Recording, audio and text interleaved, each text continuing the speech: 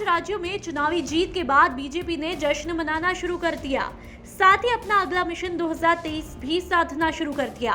लेकिन दिन ब दिन बढ़ते तापमान के साथ नेताओं की जुबानी जंग भी छिड़ी है, जो तलवार की धार से भी तेज है। जी हां, अलवर दौरे पर निकले सतीश पूनिया के तेवर कुछ ऐसे ही दिखे, जब सरकार की ही नीयत पर सवाल खड़े कर दिए और ये कहते हुए भी नहीं चूकते कि सीएम अशोक गहलोत की प्राथमिकता अपनी कुर्सी बचाना है। देश के किसी भी हिस्से में जब जीत होती है तो कार्यकर्ताओं में उत्साह और उमंग होती है और मनोबल बढ़ता है। इस 4 राज्यों की जीत ने और खासतौर पर उत्तर प्रदेश की जीत ने पूरे देश भर के कार्यकर्ताओं में उत्साह का संचार किया है।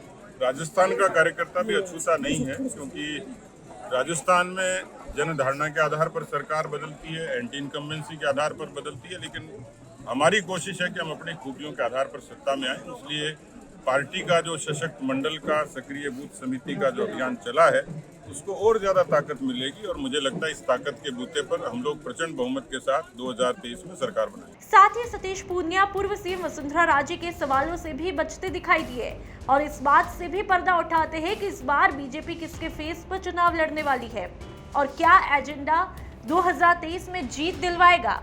खैर, दावे तो सभी करते हैं, लेकिन किसके दावों में दम है ये तो 2023 के जनता के निर्णय पर ही पता चलेगा। इस बात से जाहिर है कि वसुंधरा खेमे में उथल पुथल तो मची होगी, जिस तरह से वापस पूर्व सीएम एक्टिव हुई है, लेकिन किसके भरोसे ये नहीं पता। मुख्यमंत्री के चेहरे की हमेशा बात होती है, सतीश पूनिया को अब लग रहा है कि उसका नाम आगे आएगा या क्या लगता है? देखिए, प्रश्न किसी एक व्यक्ति के मुख्यमंत्री का नहीं है, उसका जो निर्धारण है वो पार्टी का संसदीय दल करेगा, नेता कह चुके हैं।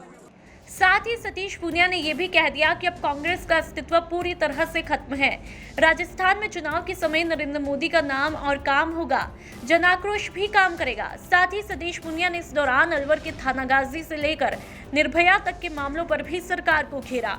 कहा, अलवर में बढ़ते रेप मामलों से शर्मसार होना पड़ता है। एक तरफ बढ़ता भ्रष्टाचार जो कि कानून व्यवस्था पर सवाल खड़े करता है। जो गृह मंत्री भी इस पाप से नहीं बच सकते कि राजस्थान की आज कानून की हालात खराब हैं।